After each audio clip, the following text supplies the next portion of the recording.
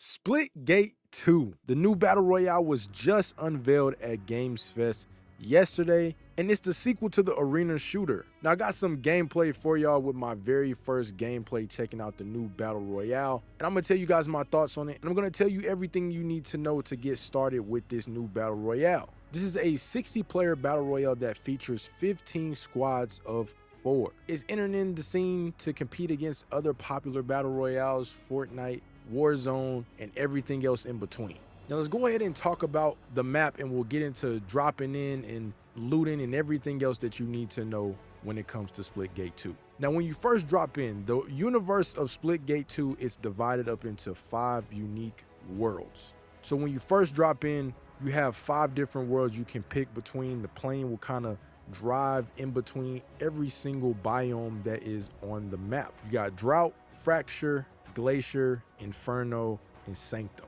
Now all these different split worlds have their own environments. Drought is more of a desert themed environment. Fracture has floating asteroids, kind of spacey. Glacier has snow. Inferno, of course, fire, volcanic. And Sanctum has central ruins with a lot of good loot. Now, connecting all these different split worlds are the portals. As you are playing, of course, the ring will shrink and the portals will close, so it'll bring everybody closer into the map, similar with the storms and the gas and Warzone and Fortnite, and it'll bring you closer to the Sanctum.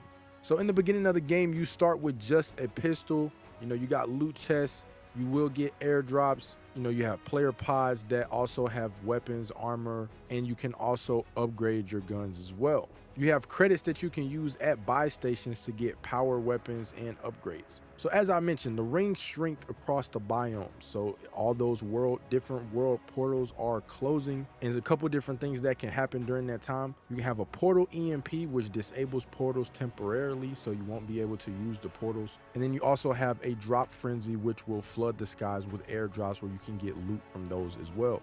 Now, when you are traveling through the map, there are a couple of different ways that you can move around. As you know, the game has portals. You can create your own portal and move throughout the map. That's one way. Another way is there are boost jumps, kind of similar to exosuits from Advanced Warfare, which I wasn't really a huge fan of, but I think Splitgate 2 did a really good job with implementing this in the game, because you are not able to boost jump for that long of a time, so it's not super overpowered and you can't wall run or anything like that. I think it's a very good balance to try to keep players on the ground, but you also get the ability to boost jump as well. Now aside from that, you can slide as well. The slide is a little longer than a slide on Warzone, so it's about for maybe 1.5 to 2 seconds. So it's a pretty long slide to just be sliding on the game.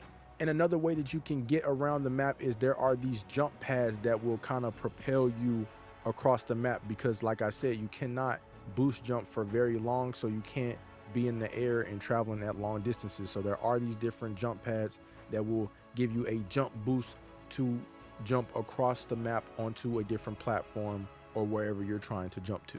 Now, as you are dropping in off of the plane, there is a designated drop leader, so that person will be in charge of picking the spot that your squad will drop in. Now, when we first got in on the game, I was our team's drop leader, so I picked where we went. I think I went to the 3rd split world on here. And when we first touched down on the ground, I started shooting right away because I had no idea if there were other players around us, but we ended up being the only team in that area, so my teammates and I just started looting up. Now, another cool feature that they do have in here is that you can revisit chests that you have already opened, and they will have stronger gear in them as the game progresses.